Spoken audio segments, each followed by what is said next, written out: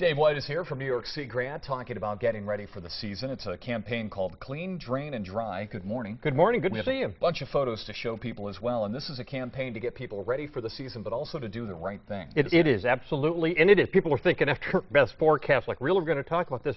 And, you know, this time of year, we're going to go from winter to spring. And as soon as spring hits, people will start to get their boats out, especially on the big lakes where you start fishing. So, you know, the Clean, Drain, Dry campaign is all about invasive species management, making sure we're not transporting anything from one body of water to the next. So, you know, a lot of folks will be thinking, you know, do I need to worry about it? The thing is, they can begin to get in practice. And as we see here, you know, our stewards and launch stewards and others are working with folks at the launch ramps, you know, helping them go through the boat to be looking at what do they need to be thinking about when they're there, you know, all parts of the boat.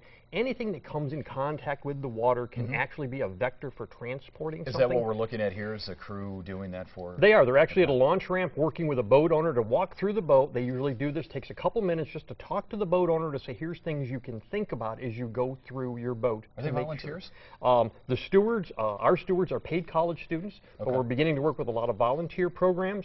And right now, DEC is considering at all of their boat launch ramps that you will be required to do this before you enter or leave their ramp. So there's a new regulation being looked at to go in place right now. And there is Lake George has already started that, Lake George has moved forward. It is going to be illegal in Lake George to put your boat in the water without having it inspected. So they will have inspectors and boat wash stations for Lake George specifically.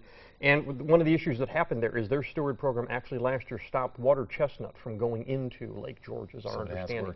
So it does become a big issue. The other thing I always want to mention as well is recreation equipment.